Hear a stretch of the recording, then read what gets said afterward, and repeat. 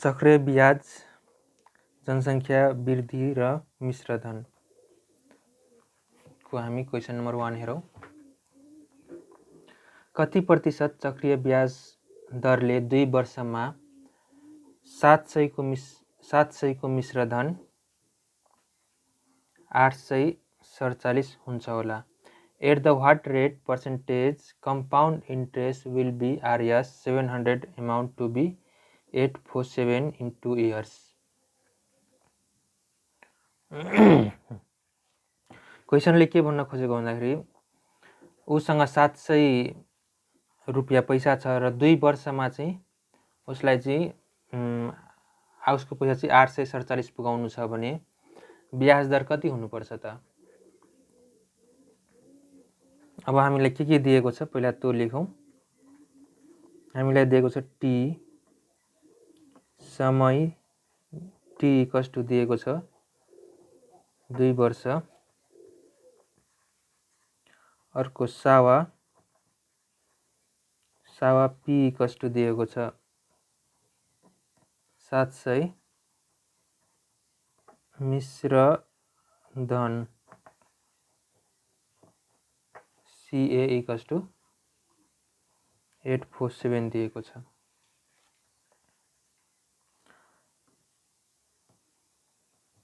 ब्याज दर R equals to what, यो चाहिँ हामीलाई पत्ता लगाउनु पर्ने छ।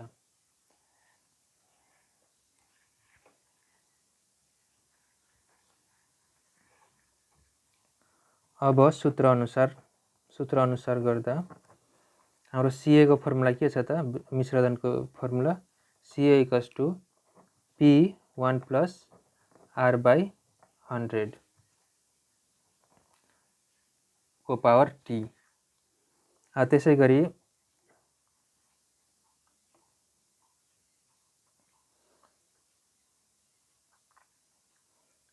CA कति छ हाम्रो 847 इक्वल्स टु P हाम्रो रहेको छ 700 1 प्लस R/100। अब T हाम्रो R हाम्रो दिएको छैन, R हामीलाई निकाल्नु पर्ने छ, त्यही भएर R as it is. T हाम्रो रहेको छ 2। यो 700 जुन छ यो साइडमा आउँदाखेरि के हुन्छ त?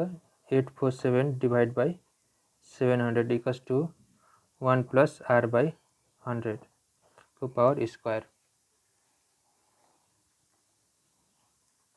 अब यो हामी डिभाइड गरिहालौँ पहिला सजिलोको लागि। 847 डिभाइड बाई 700 गर्दा 1.21 equals to 1 plus R/100 square.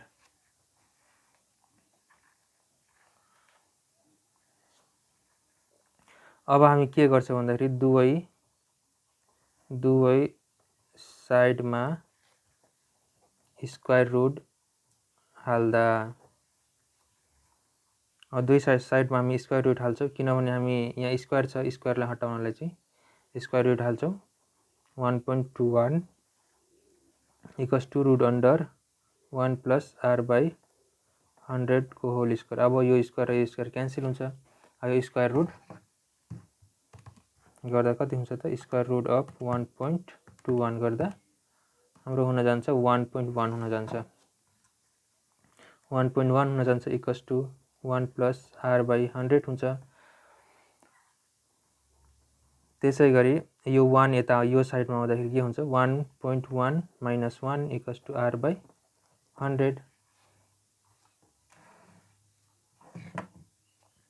त्यसै गरी यो 1.1 र 1 माइनस गर्दाखेरि 0.1 हुन्छ इक्वल्स टु R/100 भनेपछि R इक्वल्स टु कति हुन्छ त?